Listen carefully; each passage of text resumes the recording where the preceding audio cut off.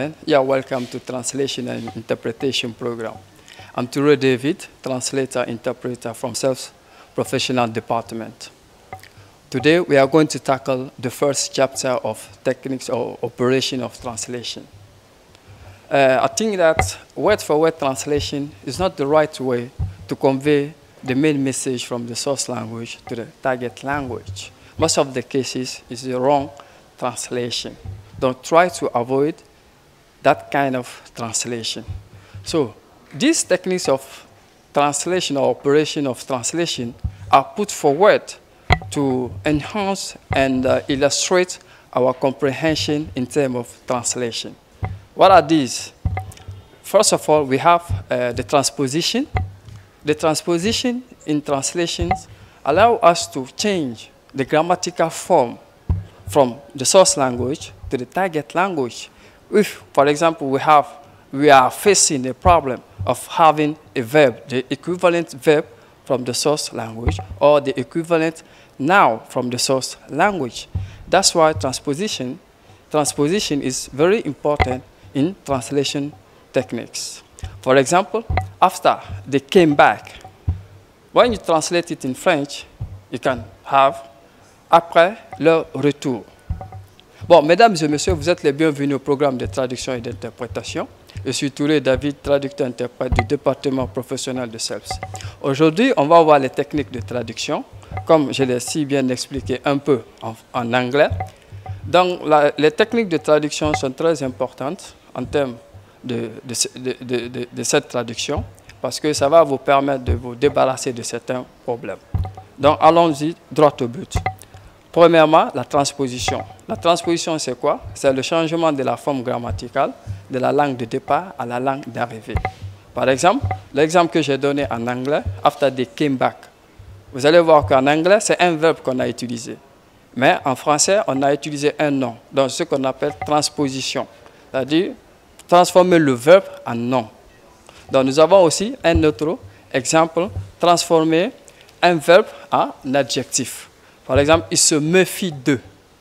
Tu peux dire en anglais, they are distrustful of. Donc, vous voyez maintenant comment on a changé la forme grammaticale de la langue de départ à la langue d'arrivée. On peut aussi avoir un autre exemple du verbe à la proposition ou à un groupe prépositionnel. The two girls hurried back home. Les deux fillettes se dépêchaient pour rentrer ou se dépêchaient de rentrer. So, to hurry back. Donc, vous voyez maintenant, le back ici signifie le retour. Donc, on peut exprimer ça par se dépêcher pour ou de rentrer à la maison.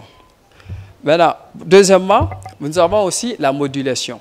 C'est une deuxième opération de traduction qui consiste à changer de chemin emprunté pour traduire une idée.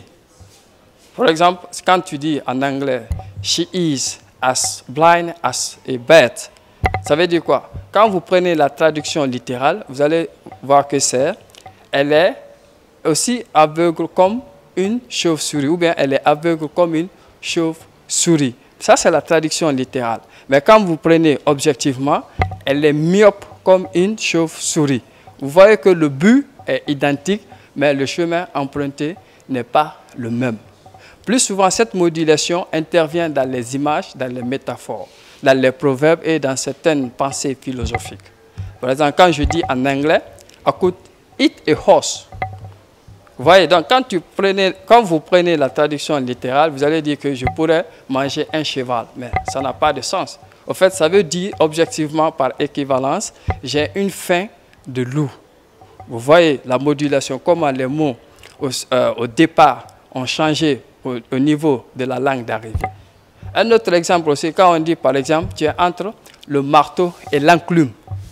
Vous voyez, donc en anglais c'est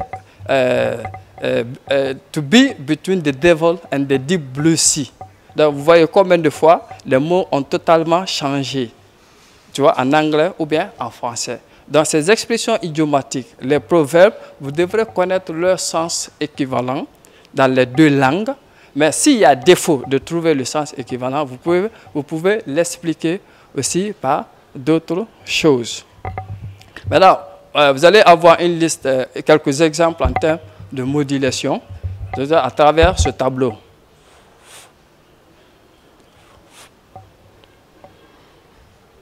Donc, voici la liste d'exemples en termes de modulation. Donc, mesdames et messieurs, je vous remercie pour votre attention. Abonnez-vous, likez et commentez pour qu'on puisse agrandir l'audience.